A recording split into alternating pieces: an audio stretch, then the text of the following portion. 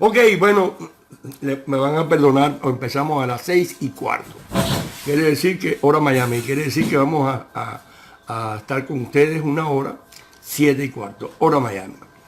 Saludos, don Robert, un abrazo, Lina Main, Salina. Bueno, esto es milagro. Bueno, yo ustedes saben que ustedes me lo dejan aquí, pero yo no me entretengo mucho en leerlo. Para eso tengo a mi secretaria aquí, que es la que me hace todo. ¿Cómo es aquí la cosa? Ok, bien. Bueno, fíjense, hay muchas cosas que comentar. Ustedes tienen ahí el libreto, pues el directorio, ¿no? ¿Qué? Lo que les mandé hoy, para que vean. La minuta de lo que más o menos vamos a conversar, porque a lo mejor incrementamos algo más. Me dio mucha risa un individuo que yo lo bauticé el sueco comunista. Se llama Ulf Eriksson. O sea, es un personaje. Ese personaje un día me llamó, mi hermana, sin consultarme, le dio mi teléfono y me llamó.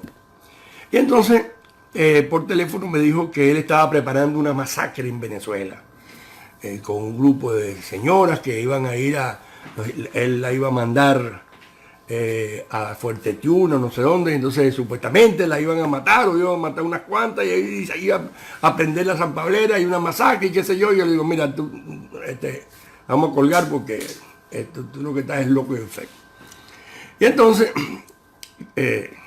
como ya yo había sido advertido por mis abogados, yo conocía lo que es la conspiración para cometer un delito. ¿Okay? Estábamos hablando de conspiración para cometer una masacre o para inducir a una masacre. En consecuencia, inmediatamente que le colgué, yo me fui a las oficinas del FBI en el downtown de Miami y le expliqué qué es lo que había pasado, con quién había hablado, el teléfono de la persona que me llamó, porque en la eventualidad de que me estuvieran grabando la conversación y yo no lo advertía y yo no lo acusaba, entonces yo cometía el delito de conspiración. Hay un caso muy interesante en Miami en los años 60, 70 por ahí, que se llamaba Operación QQ, Operación Tic Tac, Operación Tic Tac. ¿Por qué? Porque estaban detrás de una banda de narcotraficantes. En aquel entonces se traficaba más que todo con marihuana, más que con cocaína. Y Miami era el lugar donde se traficaba mayormente. Entonces, el jefe de la banda era un cubano de apellido Villaverde. Y pusieron un micrófono cerca de un reloj cucú y estaba todo el tiempo tic-tac, tic-tac, cucú, cucú, tic-tac. Y entonces le pusieron Operación Tic-tac. Un día, un famoso cubano venezolano, que algunos de ustedes que tienen memoria y unos cuantos añitos se deben acordar de él, Tony Canavés. Tony Canavés no estaba metido en el asunto ¿cómo se llama? Del tráfico de drogas, pero fue a visitar a Villaverde, que era su amigo de Cuba. Y llegó a la oficina de Villaverde, se sentó, comenzaron a hablar, que esto y que lo otro. Y en eso entra el socio de Villaverde para decirle a Villaverde que ya estaba listo de entrega, y Villaverde le dijo, no, habla claro porque este es de toda mi confianza. Y Tony Canavés no sabía qué es lo que estaban hablando, pero bueno, se dio cuenta que era un cargamento de marihuana que había que entregar desde el punto A al punto B.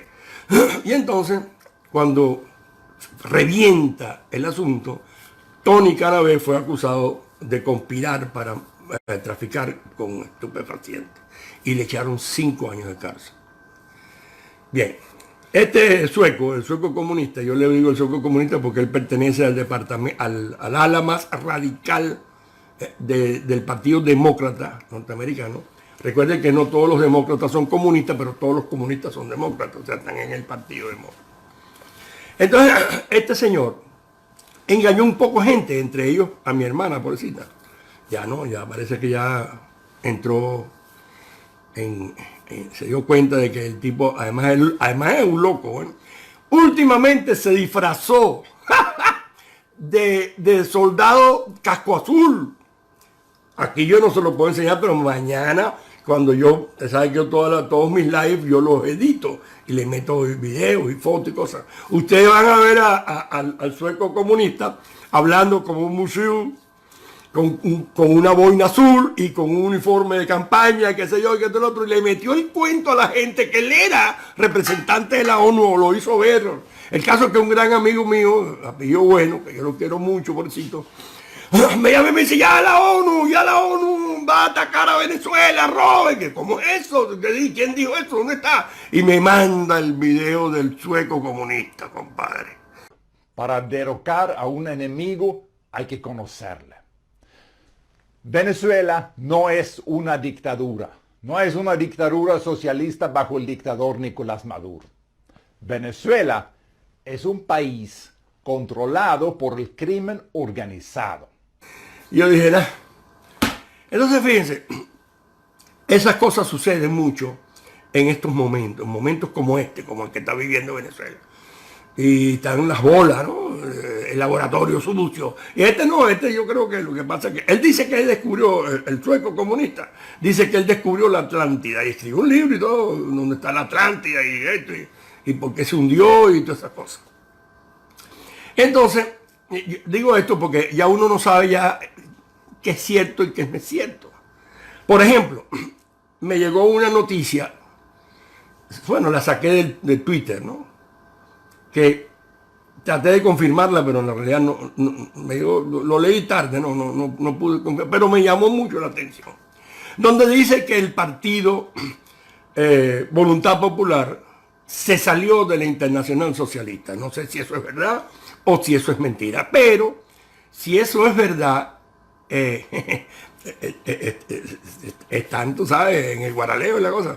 Porque, ¿cómo se les ocurre a Guaidó y a sus compañeros, asesores, esto, el otro, Stalin González, Edgar Zambrano, Miguel Pizarro, que eso es ñángara puro, eso es ñángara. ¿Cómo se les ocurre? Por un lado, pedir la ayuda de Donald Trump, me mete un poquitico al loco, y es hiperderechista, radicalmente derechista, y que dio un discurso que el socialismo era lo peor que hay, lo cual es cierto, y que Estados Unidos jamás será socialista porque nacimos libres y seguiremos libres y la para allá. Y mientras Donald Trump estaba dando ese discurso tan aguerrido y tan radicalmente de derecha que estaban haciendo el presidente interino y el primer vicepresidente Edgar Zambrano de la Asamblea y el segundo vicepresidente Stalin González, ¿qué estaban haciendo? Estaban gozando un pullero con Luis Ayala. ¿Quién es Luis Ayala? El secretario general de la Internacional Socialista. Entonces, ¿quién sabe? Porque ya a mí me ha llegado, yo me reúno, dicen que se llama un think tank, o sea, un grupo de pensamiento, son amigos míos de muchos años de lucha, porque tengo 46 años en esto. Y entonces tengo muchos amigos, compañeros de lucha, incluso muchos norteamericanos, muchos estadounidenses. Y le causa impresión. Y bueno, ¿cómo esta gente quiere que Donald Trump los libere y ponga los muertos y ponga el financiamiento, ponga todo, y ellos entonces están promoviendo el socialismo? Y ya, yo supongo, yo no he hablado con el gobierno norteamericano, por supuesto, pero yo supongo que ellos no se chupan el dedo. Y ellos están diciendo, aquí lo que vamos a hacer es quitar a los maduristas y poner a los chavistas originarios. Y eso pudiera ser motivo número uno para que no invadan o se dejaran de eso. Y número dos, para que el partido Voluntad Popular quiera meter una mocha ahí, recorte y se salga de eso que llaman la Internacional Socialista. Repito, no lo hemos confirmado, pero está en Twitter, están hablando de eso y de lo otro. Entonces lo que tenemos que hacer es verificar esa noticia, pero no me extrañaría, ¿no? Que dijeron, no. Ahora, por otro lado, mire, yo les he dicho a ustedes que esto es una pugna por el poder, y van a terminar cohabitando. Anótenlo ahí, cohabitando. Interpretado en la voz del comandante supremo, Hugo Chávez. Pueblo,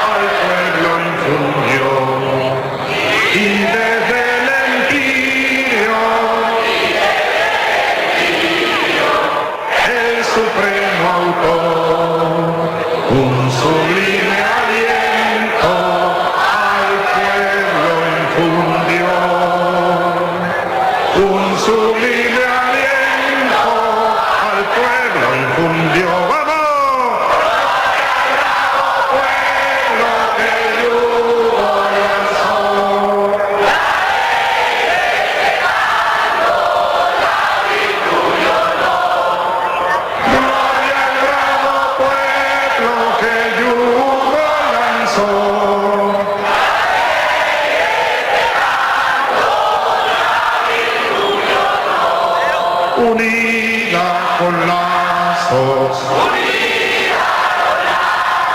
que el cielo formó. La América toda existe nación, y si el despotismo levanta la voz, seguid el ejemplo que Caracas dio. Y si el despotismo levanta la voz, seguid el ejemplo que Caracas dio.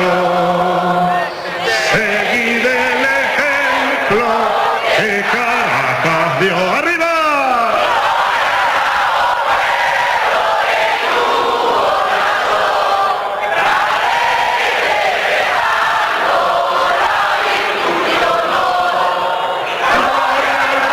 Pueblo que yugo lanzó.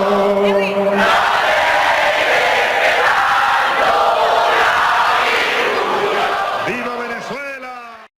Una pugna por el poder entre los chavistas originarios, eran los chavistas puros, los chavistas que comenzaron con Hugo Chávez en el gobierno, y los maduristas.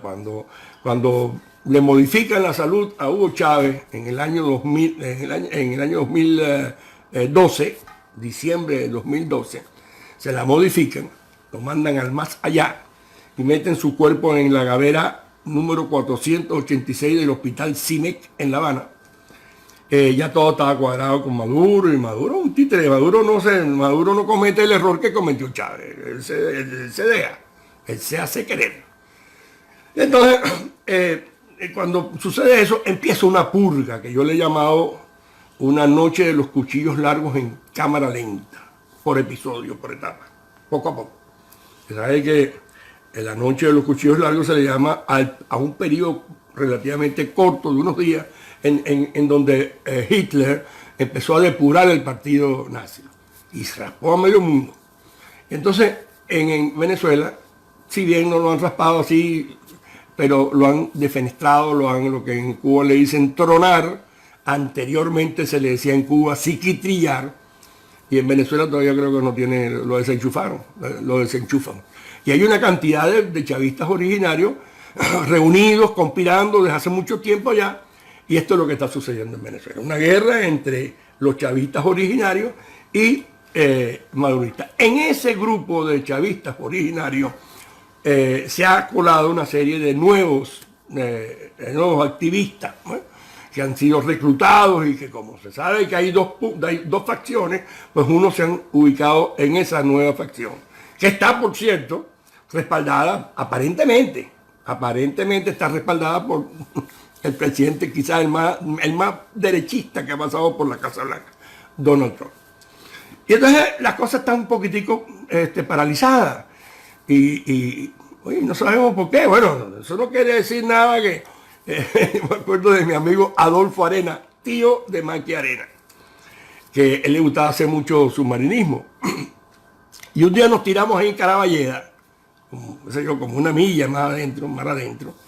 Nos tiramos y vimos un tiburón de esos, un martillo. Y bueno, yo dije, Adolfo, yo voy aquí, no, vamos, no, quédate. Y Adolfo me dijo, los tiburones no hacen nada. Los tiburones no hacen nada. Y me dijo, bueno, eso no quiere decir que un tiburón se levantó por la mañana mal, porque anoche le montaron, la tiburona le montó los cachos. Y entonces dice, el primero que me encuentren me lo coman. Entonces quiere decir que Donald Trump de repente, no porque le vayan a pegar cachos, pero Donald Trump de repente un día amanece más enloquecido, le pega la luna un poco como me pega a mí a veces, y entonces dice, voy a invadir a Venezuela, invade Venezuela. Además de ciertas cosas anexas, ciertos beneficios anexos. Entonces, no podemos descartar que no va a haber una invasión, pero todo indica que no lo va a haber. Y les voy a decir algo. Si Donald Trump tuviera la intención de liberar a Venezuela, hay método sencillo que no cuesta $1. Mire, oiga, no cuesta $1, no muere nadie, ni de allá, ni de acá, ni de más allá. Es decir, no mueren ni maduristas, no mueren ni chavistas y no mueren soldados norteamericanos, muchachos, jóvenes, soldados. Entre ellos pudieran estar mis 2 hijos. Ok, ¿cómo es la situación? ¿Qué es lo que hacen? Simplemente por una orden, ¿cómo se llama? Presidencial, ¿cómo se llama? Ejecutiva. Una orden ejecutiva que no tiene que pasar por el Congreso ni por nadie, sentadito en frente de su escritorio en la oficina oval con aire acondicionado o con calefacción, dependiendo de cómo esté el clima en Washington, agarra un papelito a mano, puño y letra de él, y dice: todos los buques que atraquen en puerto venezolano no podrán atracar en puerto norteamericano o estadounidense en 5 años. No en 5 años, 1 año es suficiente, pero 5 años. No puede entrar en 5 años. No puede. Y todos los aviones, las aeronaves que aterricen en aeropuertos venezolanos no podrán aterrizar en aeropuertos norteamericanos en 5 años. Se acabó lo que se daba. Calabaza, cada uno para su casa, y el que no tenga casa, que te vaya para la plaza. ¿Salud? Eso es parte de lo que se conoce como el capítulo 3 de la ley Helms-Burton. Que por cierto, ahora está que si ya la descongeló, que si todavía no hemos visto la acción, pero parece que va por ahí, ¿no? Claro, esa ley fue hecha para defenestrar a los Castro, ¿no? En respuesta a aquel derribamiento de las avionetas de los hermanos Arrecate, que fueron vilmente destruidas en aguas internacionales. Bueno, eso es otro cuento. Y parece que ahora Donald Trump está con el manoseo del que yo vengo con ese tequete vengo de hace años. Digo, pero ¿por qué no descongelan? Porque cuando hicieron la ley de Helms-Burton, la ley no sirve para nada. Eso no sirve para nada, salvo el capítulo 3. ¿Ok? El capítulo 3. Bien. Entonces, ¿qué pasa? Que como Fidel Castro montó en cólera y hasta el Papa Juan Pablo II, oigan bien esto, la gente cree que no. Hasta el Papa Juan Pablo II le echó una toalla encima, lo ayudó. Entonces, Bill Clinton, porque la ley se promulgó en la época de Bill Clinton, imagínense usted, progresista, Bill Clinton, se le ocurrió una idea genial, algo insólito jurídicamente. Se le ocurrió que ese capítulo de esa ley, pues la ley fue promulgada en todas sus partes, pero ese capítulo, el capítulo 3, iba a ser congelado. Y cada 6 meses todos los presidentes tenían que revisar a ver si se descongelaba o lo seguían congelando. Y todos ellos, Bush, o sea, Bill Clinton durante todo el resto de su periodo, Bush durante 8 años, Bush hijo, porque el padre nada más que duró 4, Bush hijo, Barack Obama, por supuesto, ese es, en sus 8 años, y Donald Trump también en 3 oportunidades, creo ya, lo congeló, pero ahora parece que amenazó con sacarlo, ya dijo 45 días, están con ese cuento. Pero una ley con ese mismo espíritu, aplicada a Venezuela en los términos que le acabo de decir, que es más o menos los términos del capítulo 3, entre otras cosas, porque el capítulo 3 es un libro por sí mismo. Entonces eso...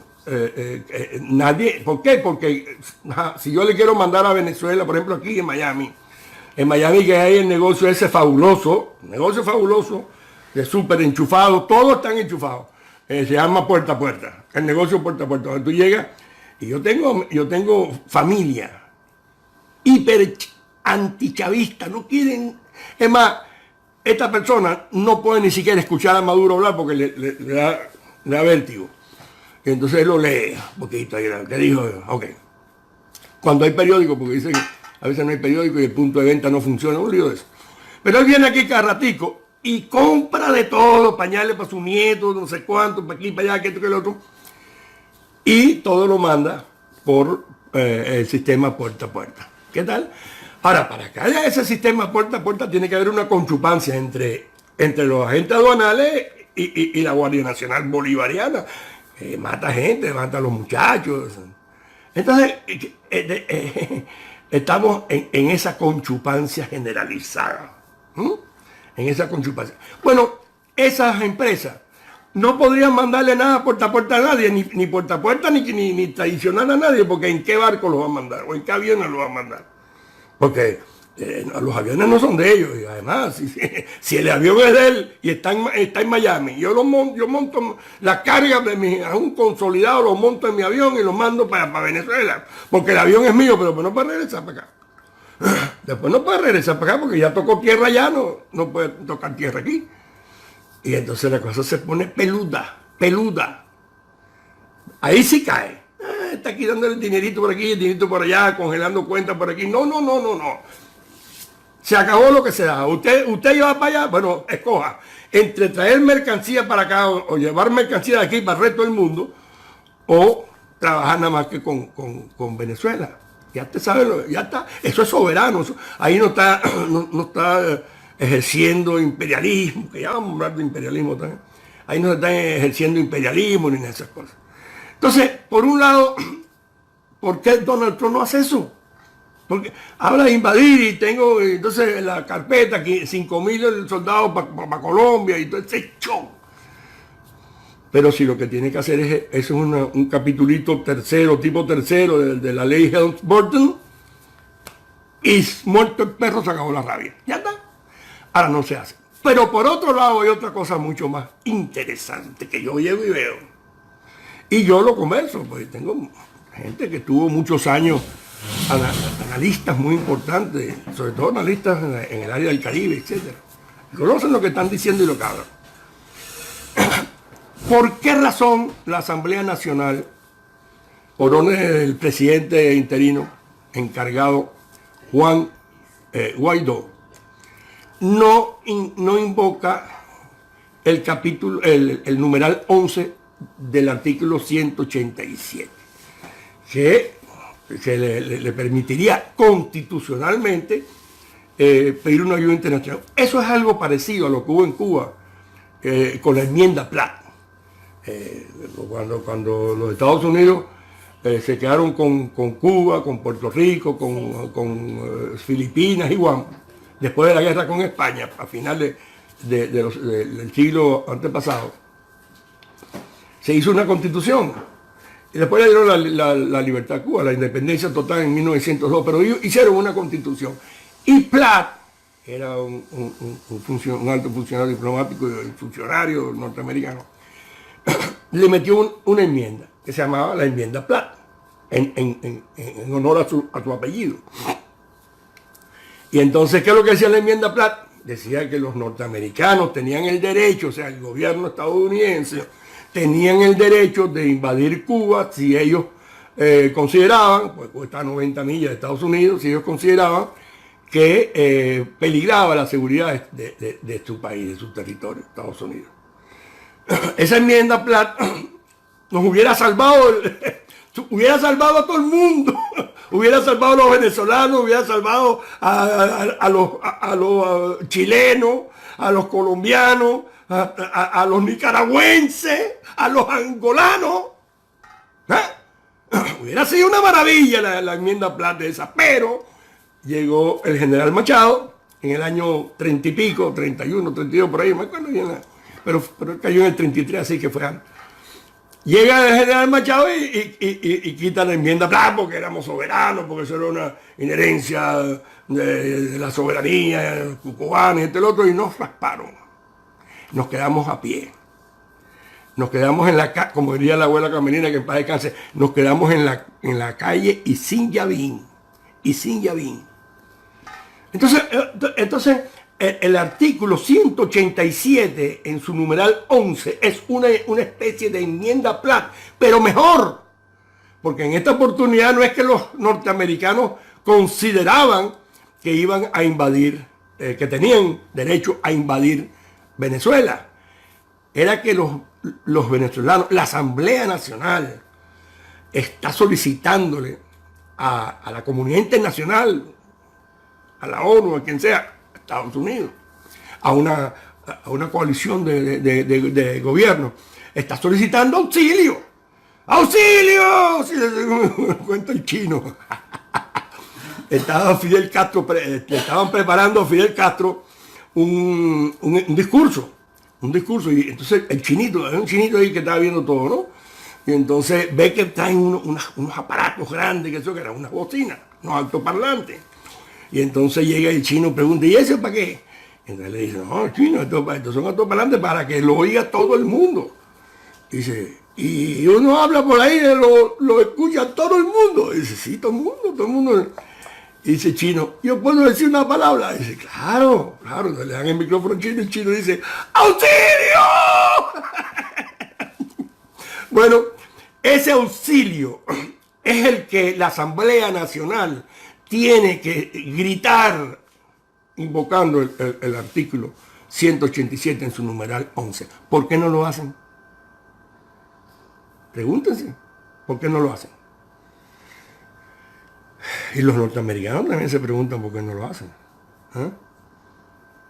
Entonces aquí la cosa está como rara. Bien, muchos de ustedes... otra cosita. Aquí me escribí. Yo les dije que podían matar a 20.000 pemones, a todos los pemones del mundo, a 1.000 personas, a las monjitas, quemarlas vivas, que la comunidad internacional no se iba a inmutar por esas muertes. Pero tú esto y lo otro, porque tú siempre no sé cuánto, por aquí para allá, ¿ves? Después cuando pasó, empezaron a escribirme públicamente en Twitter, cónchale, el viejo Robert tenía razón, no sé cuánto, y uno me escribió, Robert, ¿qué es lo que comes tú que adivinas? Digo, no, ni adivino, ni soy una lumbrera, lo único que tengo casi 70 años más nada, y tengo 46 años en esta lucha. Y ya he visto ya, por ejemplo, Pol Pot mató a más de 1 millón de personas, le hicieron algo, no murió tranquilamente como Fidel Castro en su cama, tranquilamente. Pol Pot, Camboya. Entonces, fíjense ustedes, vamos a suponer que ustedes ahora se vayan, algunos de ustedes se van de Venezuela, o no tienen que irse, lo mismo que ya todos los conocemos, porque en este es un mundo ya demasiado, es un pañuelito, todo el mundo sabe. Pero vamos a suponer que ustedes están viviendo en Venezuela y dicen, no me aguanto más, me voy, y se van para Paraguay. Y cuando están en Paraguay viene un Chávez allá a Paraguay. Y pasa lo mismo que en Venezuela, que si una constituyente, que si una constitución, que si un referéndum revocatorio, todas esas cosas que inventó el bicho este. Entonces fíjate lo siguiente. Viene una situación parecida a la que hemos vivido en los últimos días. Ya vamos por una semana o más, a partir del 23 de febrero. Y vemos que el dictador paraguayo hace así y quema las ayudas humanitarias y mata indios allá en Paraguay, que ya ve cómo arroz partido, y mata a los perros, y mata, todo el mundo mata. Y los uruguayos ahora sí van. Entonces ustedes, como ustedes tienen la experiencia de Venezuela, dicen, no se emocionen mucho. Porque fíjense, según Jean Charles, yo soy un gran seguidor de Jean Charles, que en paz descanse, murió hace poco. Él decía que la comunidad internacional no iban a tomar cartas para liberar a un pueblo subyugado, masacrado, oprimido, a menos que se dieran dos situaciones. Una de dos o las dos a la vez. Una, que esa tiranía, esa dictadura estuviera afectando los intereses de la región. Para mí no es el caso todavía. Bueno, sí, afectan los intereses porque hay un éxodo masivo de venezolanos y eso puede ocasionar problemas en Colombia, en Perú, en Ecuador, etc. Pero también se le está dando dinero, o sea que hasta un negocio puede ser por ahí. Vengan más venezolanos y mándenme más dinero para acá. Ok. Si esa dictadura o esa tiranía afecta los intereses de la región, y pongo como ejemplo lo que produjo la guerra de los contras en Nicaragua, donde en un país como Costa Rica, de 3 millones de habitantes, ya tenían 1 millón de desplazados nicaragüenses. Y estaban afectando la región. Y se produjo la guerra de los contras, que duró 10 años. Por cierto, los contras ganaron la guerra y perdieron a Nicaragua. Eso es otro cuento. La segunda situación, el segundo factor es que haya un líder capaz de tomar el control del país en un corto plazo, como sucedió en Cuba contra Batista, que los norteamericanos ya en agosto del año 58 se dieron cuenta que ya Batista no iba para ningún lado y que Fidel estaba más duro que sancocho de pato, y entonces hicieron así, le quitaron el apoyo a Batista y se lo dieron a Fidel Castro, pues le dieron el apoyo a Fidel Castro, porque estaban seguros que Fidel Castro se iba a adueñar, como en efecto se adueñó del poder en un corto plazo. ¿En cuánto? En 3-4 meses se adueñó del poder. Bueno, esa situación uno pudiera decir que se da con Guaidó, pero yo no lo creo, porque Guaidó no tiene los controles necesarios para tomar las riendas de Venezuela en un corto plazo. Y cada día que pasa lo vemos jugar a liar más y hablar más tonterías y dar viajecito por aquí, viajecito por allá. Y ahora hoy, por ejemplo, bueno, no le voy a hacer competencia, porque él empieza a orar a las 8:30, yo termino a las 7:15. Entonces, vamos a ver qué dice, pero las cosas que dijo, por ejemplo, cuando en el momento más crudo de la crisis, en la noche del 23 de febrero, ¿qué dijo?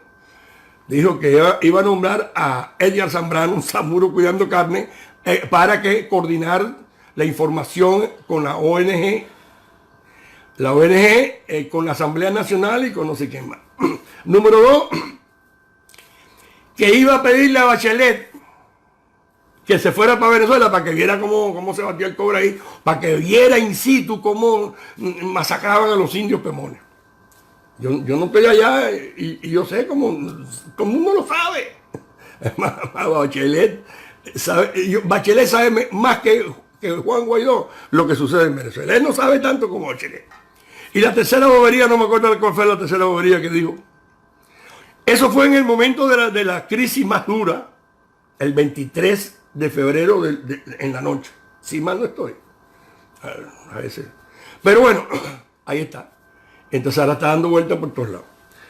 Ahora bien, ustedes se habrán dado cuenta últimamente que tuve un pequeño problema con Jaime Bailey, mi gran amigo. Él me decía, el gran Robert Alonso, y esto y el otro, para aquí para allá. Pero Jaime Bailey dejó de ser ya, yo creo que nunca fue periodista, pero dice que pero dejó de ser periodista para convertirse en un activista político. Y entonces él dice lo que él considera que su audiencia quiere escuchar. Y ya empezó con el cuento ya es un vocero del chavismo originario, ¿ya? Entonces defendiendo a Almagro. Yo he publicado muchas veces, pero aquí mañana, cuando yo arme esto, yo voy a volver a publicar un video que yo he titulado Almagro el bueno y Almagro el malo. Lo que pasa es que Bailey se equivocó y dijo, pero ¿cómo vamos a criticar a un hombre que hace 15 años fue chavista? No, hace menos de 2 años que fue chavista. Y vean lo que él dice ahí hace menos de 2 años, me lo dio en el año 2015 a finales, o sea que todavía 3 años por él. Le hacía la agenda, el protocolo a Chávez. Y tú dices que eso es un trabajo perfectamente normal. Al principio del gobierno de un señor que ganó unas elecciones. Yo no hubiera sido nunca diplomático, ¿sabes por qué? Porque los diplomáticos tienen que ser grandes hipócritas. Y yo no sirvo para la hipocresía. Bueno. O sea, que yo no hubiera estudiado para diplomático. El diplomático de carrera, generalmente, y yo lo digo aquí en el programa, es un señor experto en la duplicidad moral. Sí, los grandes diplomáticos dicen una cosa en público y otra en privado. Gracias, muchas gracias por venir. Gracias, no voy a pedir que te aplaudamos porque a un colaborador de Chávez yo no soy un colaborador de Chávez. Aplaudir. Yo no soy un colaborador de Chávez. Bueno, gracias por venir.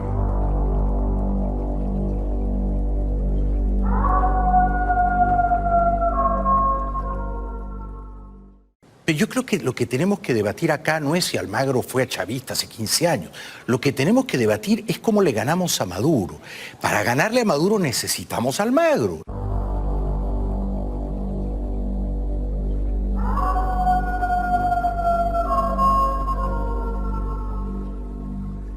A esta altura nadie puede desconocer el extraordinario papel de estadista que tuvo el presidente Chávez.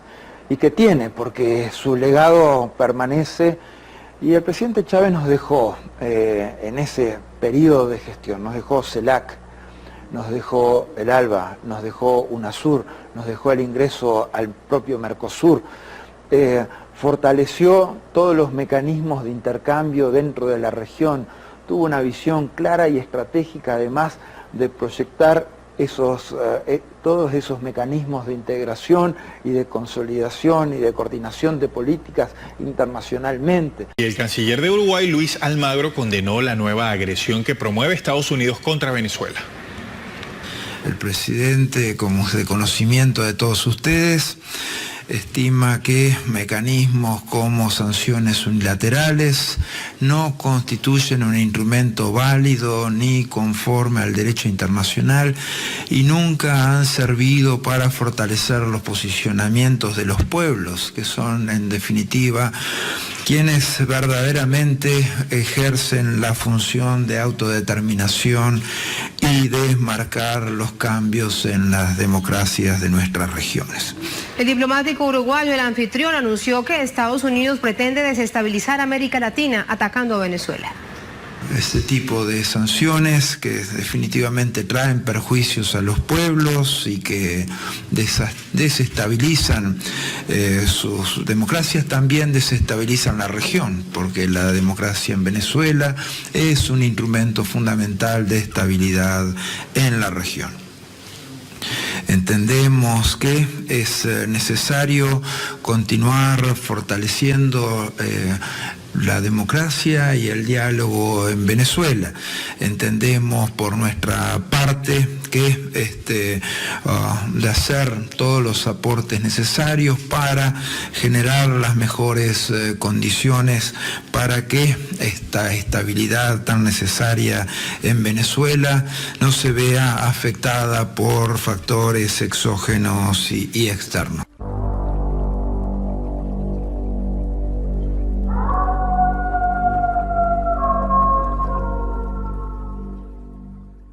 Es un aliado clave.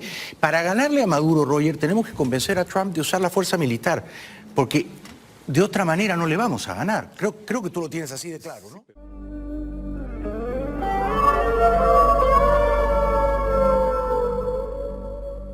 Le doy la bienvenida aquí a Conclusiones al secretario general de la Organización de Estados Americanos, la OEA, Luis Almagro, que nos acompaña desde Washington. Señor secretario, gracias de nueva cuenta por esta entrevista. Bienvenido. Encantado de estar contigo nuevamente y la oportunidad de seguir conversando sobre los principales asuntos que ocurren en el continente. Ya lo creo. De entrada, bueno, secretario Almagro, ¿le parece que hagamos el ejercicio de aclarar nuevamente lo dicho por usted en Colombia, que hoy lo tiene en medio de una gran controversia en la que muchos interpretaron sus palabras como estar a favor de una intervención militar? Sin embargo, usted después aclara y dice, primero, lo primero, ¿no? Son acciones diplomáticas que están en primer lugar, pero no descarta el que pueda haber una intervención militar. ¿Por qué cree usted que se malinterpretó esto, secretario Almagro?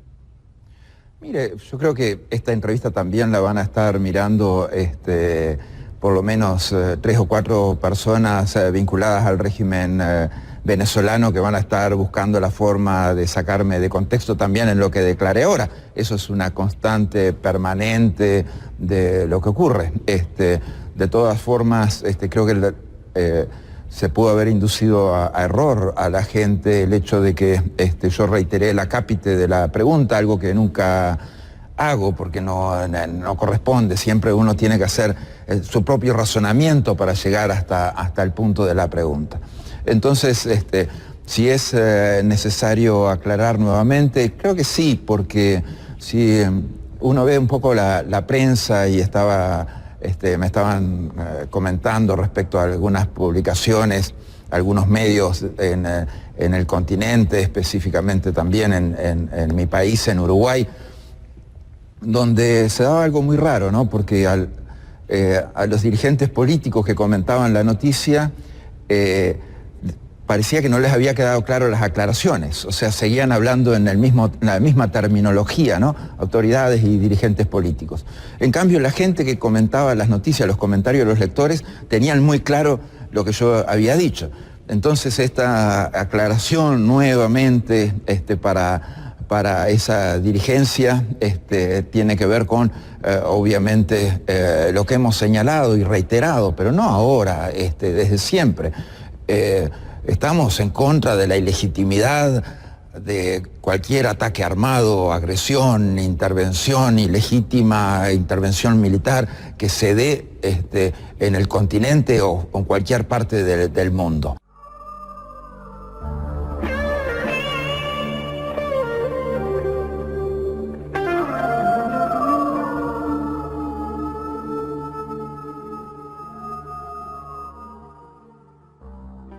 El diplomático de carrera, generalmente, y yo lo digo aquí en el programa, es un señor experto en la duplicidad moral. Sí, los grandes diplomáticos dicen una cosa en público y otra en privado. Y sin embargo, a un pobre infeliz, José Hernández, que es un pobre infeliz, no sabía ni, lo tenía acosado, lo volvió ñoña, lo volvió polvo, porque 20 años atrás, el pobre José Hernández le preparó dos giritas, él era diplomático, estaba trabajando con el protocolo y le preparó 2 giritas a Hugo Chávez. Y bueno, Jaime Bailey no lo fusiló porque estaba frente a la cama. Si hubiera estado fuera de la cama, lo mata. Estoy conversando con un señor que ha venido feliz al programa, pero que no ve nunca el programa. José Hernández, periodista venezolano, lógicamente está mal informado porque no ve el programa, ¿no? Ahora cuéntame, porque estaba leyendo tu hoja de vida. Aquí dice, coordinador de protocolo en las visitas del presidente Hugo Chávez Frías a la ciudad de Recife, en Brasil, y Emiratos Árabes Unidos, Abu Dhabi 2000. ¿Tú le coordinabas las visitas a Chávez? No era diplomático, yo trabajé 10 años en la Cancillería. Y me tocó, cuando regresé al servicio interno, entrar en protocolo. Pero un diplomático puede decir, yo no voy a servir a un enemigo de la democracia, renuncio. Podrías haber renunciado. De hecho, renuncié. ¿Cuándo? A los 6 meses de eso. Pero el año 2000, tú eras parte del equipo protocolar diplomático de Chávez, digamos. Viajabas con él. No viajé con él, le armé las visitas. Pero hubieras querido viajar con él. No necesariamente, no tenía... ¿Qué era armarle las visitas? Cuéntame. Hacer la agenda y lograr toda la parte protocolar que funcionara. Claro. Todo lo mecánico, básicamente. Trabajabas para Chávez entonces, ¿no? Trabajé para el gobierno venezolano como diplomático, que trabajaba por 10 años. Me mandaron al servicio interno, trabajé. De hecho, yo tengo muchos amigos diplomáticos, muchos diplomáticos de carrera, que ante un caso como ese, un caso, digamos, de profundo dilema moral... No, pero el año 2000, querido José, Chávez ya había sido un golpista. Ya el año 92, de hecho, Chávez asalta la democracia de tu país. De hecho... Tú podrías haber dicho cuando ganó, yo no voy a servir a un golpista. De hecho, me fui del país. ¿Cuándo? En octubre del 2000. ¿En octubre? Sí. Sí, pero bueno, ya le habías hecho los protocolos en Recife, Brasil, y en Emiratos Árabes. Sí. ¿No te arrepientes de eso? ¿Crees que hiciste bien? No, porque hice un trabajo mecánico. ¿No te arrepientes? No. ¿No pesa en tu conciencia? No pesa en mi conciencia. Haber ido a Recife, a Abu Dhabi, a decir, va a venir mi presidente Hugo Chávez, recíbanlo con todos los honores. No. Simplemente uno va y coordina una visita. Claro, pero eres una especie de ujier del dictador, ¿no? No era un ujier. Hablas con el hotel para que le den la suite presidencial. No, tampoco. ¿A qué hora va a ser la cita en la Cancillería? Militar. Sí. Pero es un papel indecoroso servir así a una dictadura. No, un papel indecoroso es el papel de un diplomático. No, el diplomático cuando tiene conciencia renuncia y se va. Yo renuncié y me fui. Te tardaste 2 años, ¿no? No, 2 años no, me tardé 6 meses porque fue lo que trabajé en Venezuela en ese momento. Chávez asumió los primeros días del 99. Exacto. ¿Y tú te fuiste? En el 2000, octubre. Bueno, casi 2 años. Vamos a decir 20 meses. Todo el 99 y 10 meses del 2000. Ajá. 20 meses. 20 meses usted le cobró un sueldo al gobierno de Chávez, señor. No, le cobró un sueldo al gobierno de Venezuela, que había sido mi jefe por 10 años. Al gobierno de Venezuela, qué gracioso eres. Lo cierto es que tú ahora vives aquí en Miami, ¿no es cierto? Y me dices que yo estoy a favor de que hayan encarcelado a Juan Requesens. No, yo no te dije. Pero en esta mesa, señor, el único que ha trabajado para el gobierno de Chávez es usted. Y el único que ha cobrado un sueldo como diplomático de Chávez es usted, no yo. Yo no te he dicho que tú estabas a favor de Juan Requesens. Tuviste la osadía acrobática verbal de decirme eso. No, porque no, sería demasiado... Chapucero, ¿no? No, Vulgar, ¿no? demasiado acrobático. Obsceno, ¿no? Obsceno. Además, no creo... Decir que yo estoy a favor de que un líder moral venezolano esté preso. No, bajo ninguna circunstancia. Además, también conté que... Pero no me sorprende que ahora tú vengas aquí a decir que el atentado fue falso. No me sorprende. O sea, ya conociendo tu hoja de vida, no me sorprende. No, porque no tiene que ver que yo haya trabajado en una posición de ese tipo. Sí tiene que ver. ¿Ningún diplomático renunció? Hubo diplomáticos que renunciaron, que dijeron yo no voy a servir a Chávez, ¿no? Hubo muchos diplomáticos que renunciaron. Diego Arria, ¿tú crees que Diego Arria, que es un diplomático que yo admiro, ¿tú crees que Diego Arria hubiera hecho lo que tú hiciste, que es hacerle el protocolo al dictador? Diego Arria no estaba en la Cancillería en ese momento. No estaba, nunca estuvo, porque tuvo el honor de retirarse. No estaba antes. Sí, bueno. Él renunció mucho antes, él renunció al gobierno de Caldera.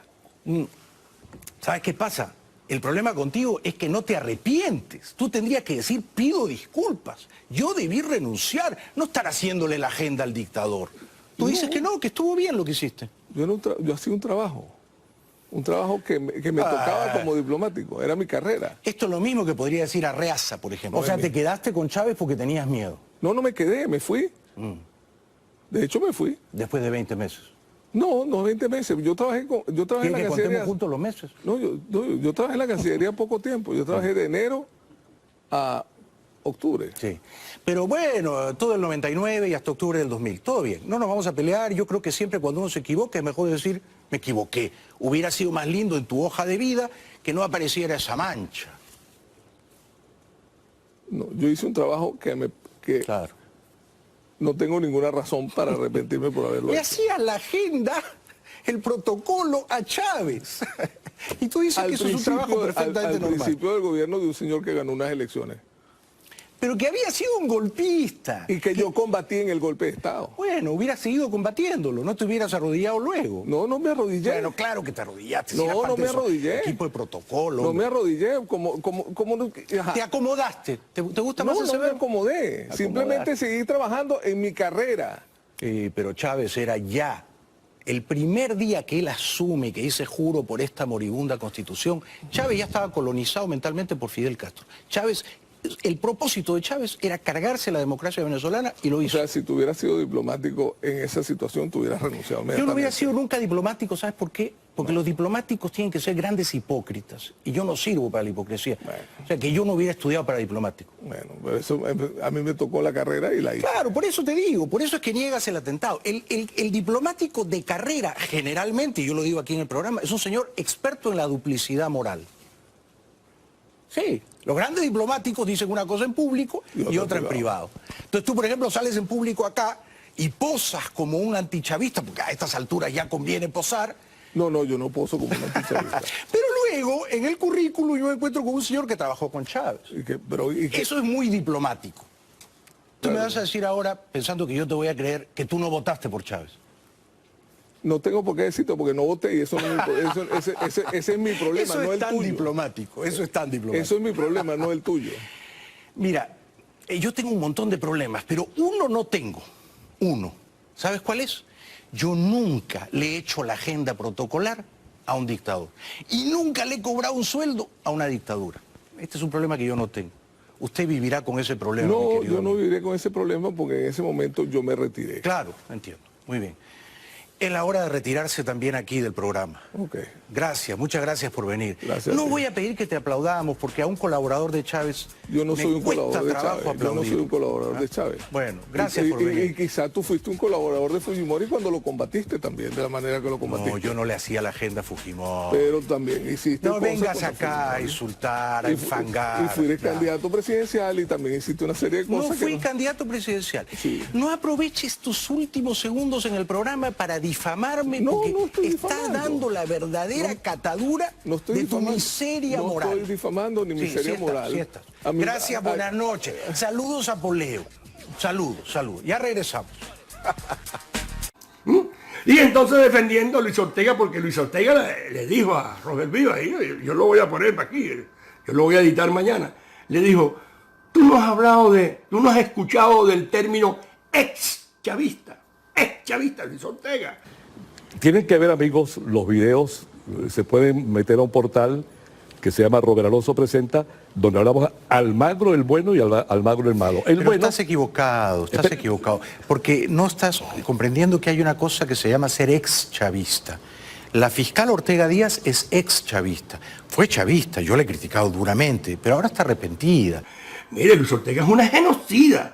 Luis Ortega es una malandra. Luis Ortega fue una de las cofundadoras de la Policía Nacional Bolivariana con los cubanos, por eso lo manejan los cubanos. Y hay un video que voy a poner aquí mañana, donde se ve a Luis Ortega hablando maravilla. Imagínense diciendo que los cubanos iban a enseñarle a los venezolanos cómo manejar la policía para defender los derechos humanos de los venezolanos. O sea,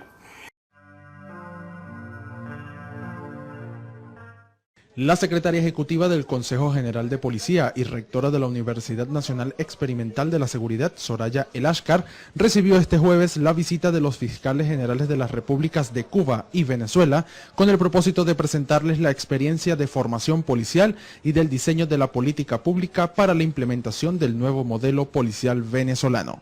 Por su parte, la fiscal general de la República, Ortega Díaz, manifestó su impresión positiva del encuentro, resaltando la formación de los funcionarios policiales comprometidos con los derechos y al servicio de la población. Uno de los señalamientos que nos hacía la doctora El Ashkar es que cómo están formando el nuevo policía para que sea una persona comprometida con los derechos humanos.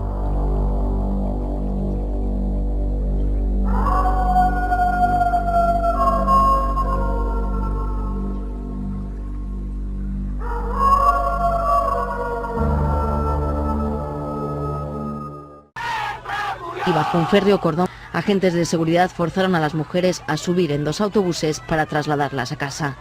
La última respuesta oficial a lo que ocurre estos días ha llegado con un escrito de los intelectuales cubanos que denuncian una campaña internacional contra la isla y critican el manifiesto de artistas iberoamericanos que condenan la situación de los opositores encarcelados. Y el general Rodríguez Torres, por cierto, y yo estoy contentísimo. El general Rodríguez Torres parece ya un esqueleto ya. Está sufriendo en la tumba. Pero ¿quién fundó la tumba? ¿Quién fundó la tumba? El general Rodríguez Torres. Así que el que mata a hierro no puede morir a sombrerazo. Entonces él está ahorita preso. ¿Por qué? Porque él es del grupo armado de los chavistas originarios. Pero le van a dar amnistía. Ah, bueno, cuando le den amnistía, entonces tendremos a otro genocida en el gobierno. En el caso de que ese gobierno se dé, porque yo cada día estoy pensando que ahí lo que va a haber es cohabitación. Cohabitación, es decir, dame tantos ministerios, el cobalto, la mitad del cobalto del coltán, perdón, la mitad del coltán es para ti, la otra mitad para mí, y se acabó.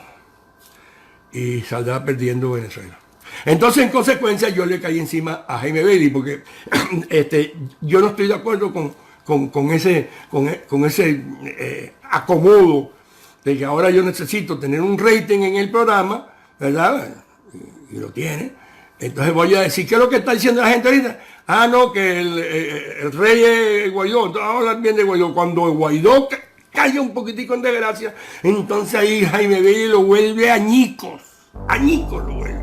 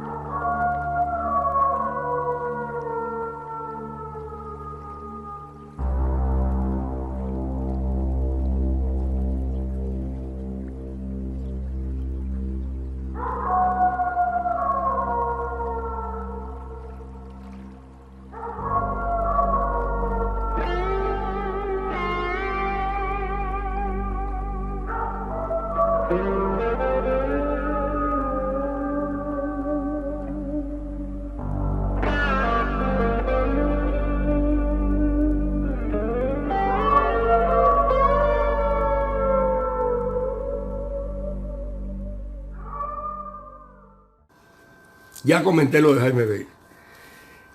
Bien, aquí tenemos una cosa impresionante, impresionante. Yo le dije a ustedes, las madres de ustedes, y me enteré justamente ayer, Mi nieto Santi está en una escuela pública. Hola, ¿cómo están? Este es Santi. ¿Qué sombrero tenés? ¿Cuántas estrellas hay ahí? 7. 7 estrellas. Ten mucho cuidado, porque en esta casa no se puede uno meter una cachucha. Esa es tuya. Esa es mía, sí. No, esa me la regaló Mauricio. Mauricio me la regaló. Mira qué bonita. 7 estrellas, ¿eh? Muestra bien ahí para que la gente no vaya a decir que tú eres chavista. No, cuidado, pero estamos bien. Entonces, yo te voy a dejar aquí para que vamos primero a enseñar. Entonces, aquí tenemos, yo le dije a él, mira, tienes que tomar clases de español. Él habla un inglés como un norteamericano, sin acento. Sí. Entonces, es una materia del colegio tomar español. Electiva. Electiva, sí, claro, electiva. Tú la puedes coger. Entonces, yo le dije, porque número 1, yo quiero que tú aprendas la gramática, las acentuaciones, cómo leer, y has adelantado muchísimo. ¿Ok? Entonces, este es el libro español. ¿No? Aquí está. Bueno. Libro de texto. Un libro de texto. Es un libro de tapa dura, muy bien hecho, editado, publicado por Editorial Santillana. El colegio se lo da sin cobrarle y ellos tienen que cuidar el libro y devolverlo sin rayarlo o sin estropearlo. Entonces aquí dentro de las páginas, hay un extracto de un libro. Extrañas un poquito Obama. Que leyeron en clase. Y tuvimos que hacer unas preguntas. No. Exacto, el libro se llama Cuando era puertorriqueña. No, el cuento. Bueno, el libro se llama Cuando era puertorriqueña y es un extracto, lo que ellos leyeron es un extracto de ese libro. Es un extracto de ese libro. Y la autora es, ¿cómo se llama? Apellido Santiago. Esmeralda Santiago, una nacida en Puerto Rico y vino a Estados Unidos y se benefició del sueño americano. Pero ustedes leen esto y ustedes dicen, bueno, ahora sí es verdad que... Y se lo debemos, yo estoy convencido, se lo debemos a Obama. Por cierto, Jaime Bailey añora a Obama. Pero es que mire, es que yo estoy seguro que él me está viendo porque Edwin Pérez, quien es mi amigo y su productor, yo le mandé la minuta de uno de los temas que voy a tocar es el lío que tuve con Jaime Bailey. Pero Jaime Bailey dice, y lo voy a poner aquí mañana para que ustedes lo oigan, le pregunta a mi hija, María Carolina, ¿tú extrañas a Obama? Y ella dijo, no, yo no extraño a Obama. Y dice, yo sí lo extraño. ¿Extrañas un poquito Obama? Tampoco. ¿Ah, no? No. Yo sí. Entonces, me parece que, y gracias a Obama tenemos esto. Gracias a Obama, ¿ok? Entre otras cosas. Editorial Santillana, además, que es una editorial súper reconocida. Exactamente. Entonces, fíjense lo siguiente. Es una niña que le está preguntando a su papá que por qué le dicen gringo a los norteamericanos. Déjame explicar. Voy a dejar a mi nieto que explique lo que es. Vamos a ver. Explica ahí, mi amor. Ok, la historia es de una niñita que oyó a un niño hablar de que un presidente de los Estados Unidos era un imperialista. Ella no sabía qué era la palabra imperialista y le preguntó al papá, ¿qué es un imperialista? Al principio el papá no le quería contar porque, no sé, se sentía, mal de hablar de esa palabra, como que... Como si fuera una grosería. Ajá, como que si fuera una grosería. Y la niña se puso, como confundida de qué es un imperialista, si hay una diferencia de americano y gringo. Y el papá le explicó qué es un imperialista. Y lo que el papá le explicó, siento que no es apropiado para los Estados Unidos, un colegio de los Estados Unidos, porque el papá explica que los Estados Unidos es un imperio y que ellos tomaron, que obligaron que Puerto Rico sea un... Puerto Rico antes pertenecía al Imperio Español. Una colonia española. Era una colonia española y después se convirtió gracias al imperialismo norteamericano, según el padre, se convirtió en una colonia norteamericana. Y mire, los puertorriqueños deberían de levantar... Pero lee ahí donde... Ya lo vamos, ya te lo voy a decir para que tú lo leas. Los puertorriqueños deberían tener en su casa una piedra bien grande, de este tamaño, y todos los días cuando se levantan por la mañana antes de cepillarse los dientes, deberían hacerse y darse 4 veces con la piedra en los dientes. Ahora vamos a dejar aquí a María Carolina porque ella me leyó una parte, yo no sé dónde está la parte que tú me leíste. Está abajo. Pero deja que lo lea tu mamá porque ella ahí, dame acá. Aquí estamos, ¿eso de dónde está saliendo? En mi Instagram. Tu Instagram, ok. Claro. Bueno, dale ahí. ¿Pero qué? ¿Lo leo completo? Bueno, más o menos lo que me no completo no. Bueno, ok. Lee la definición de imperialismo. El extracto de este en específico se llama Los americanos invaden a Macún, Macún es una parte de Puerto Rico. Bueno, no importa. Endereza el teléfono a tu mano derecha. Me estás tomando como... Ok. Papi. Empieza. Ay, yo parezco una loca. Papi, ¿qué es un imperialista? Bueno, esta es una típica escritora que describe todo muy descriptiva, ¿no?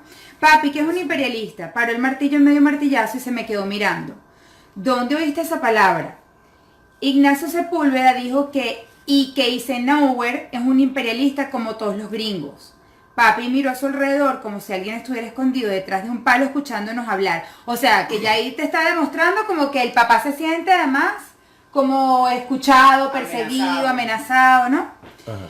Y el papá dice, no te quiero ir repitiendo eso a nadie, ¿entiendes? Sí, papi, yo sé. Solo quiero saber si los gringos y los americanos son la misma cosa. Dice el papá, nunca debes llamar a un americano gringo, es un insulto.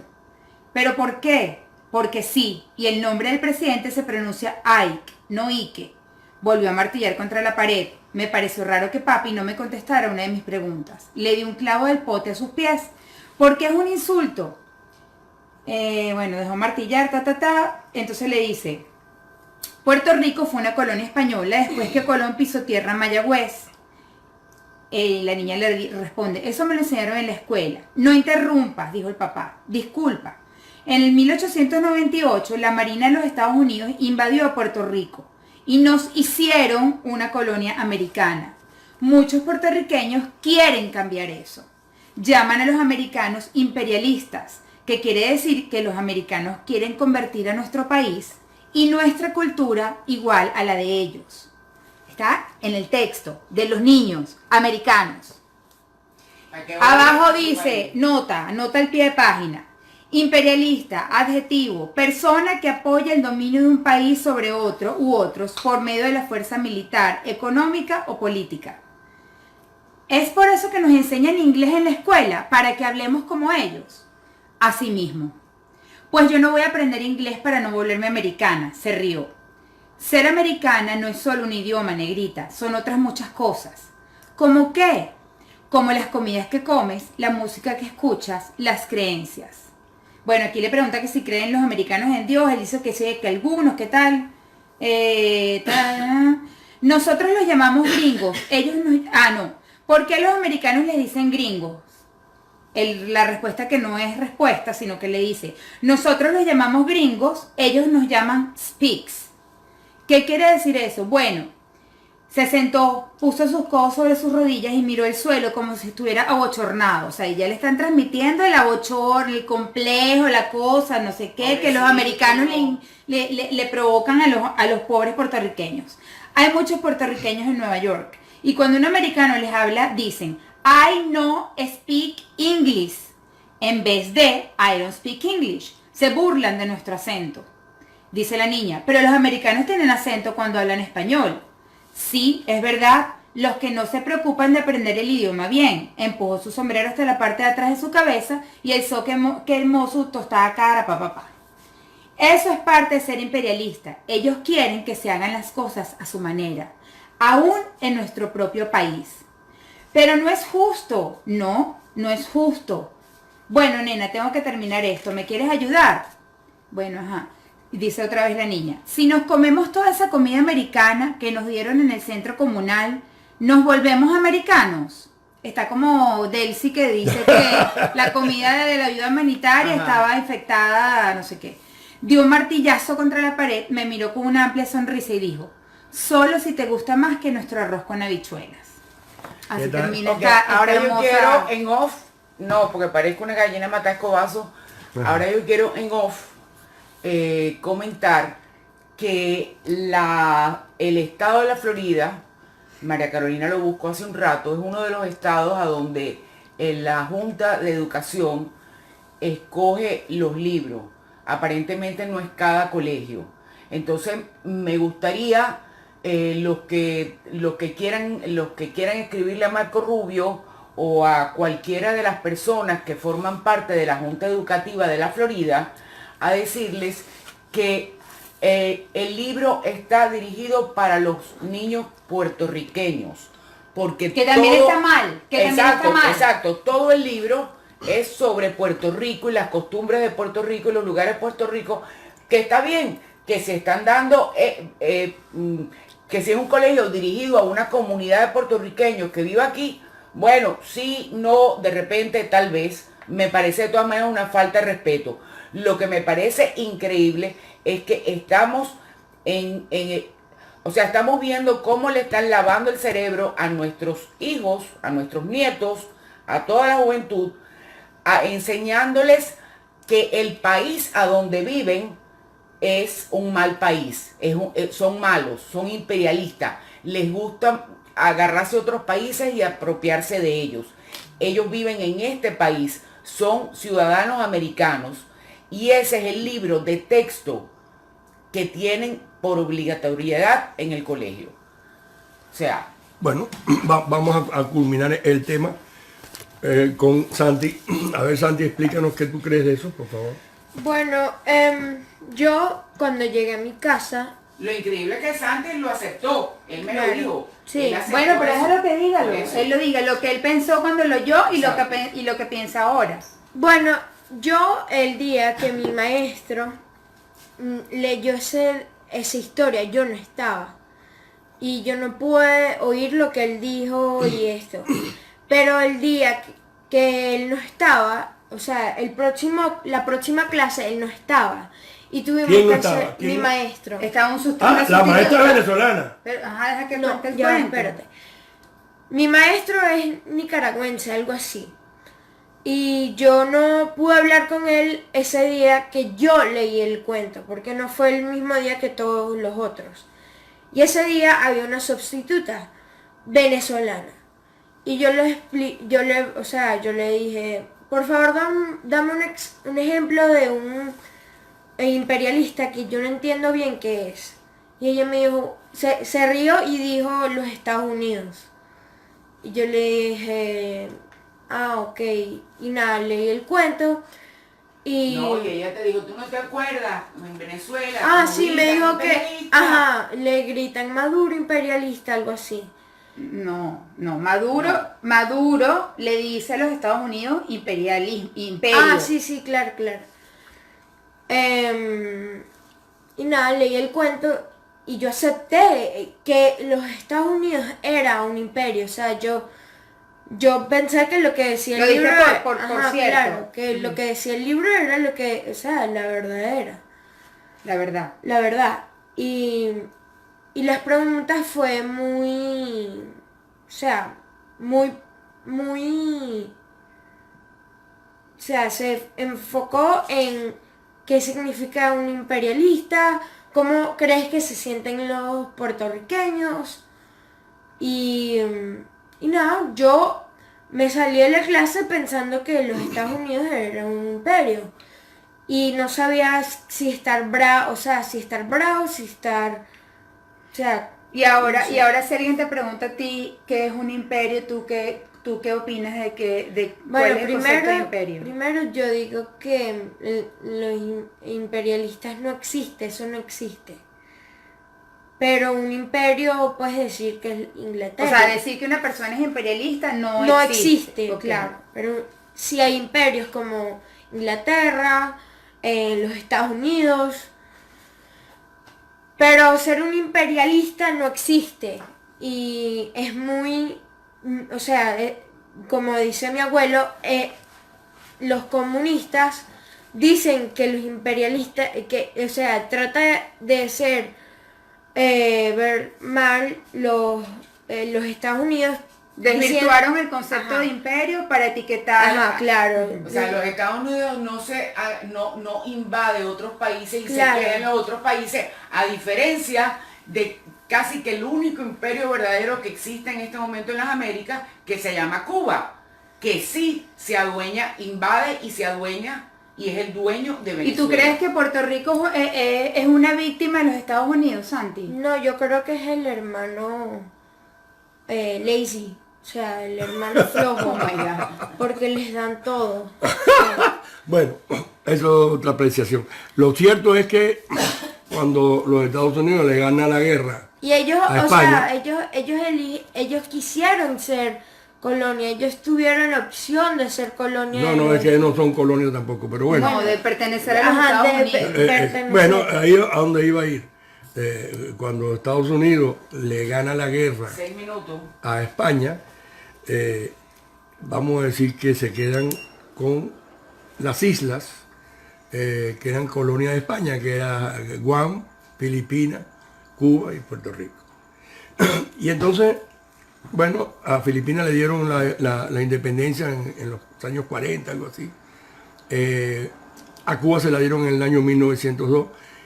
Y a Puerto Rico vino Muñoz Marín, que dicen que es la lumbrera más grande que hay. Muñoz Marín se inventó el estatus de Estado libre asociado.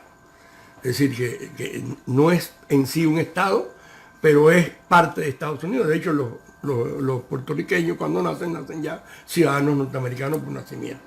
Y se han beneficiado enormemente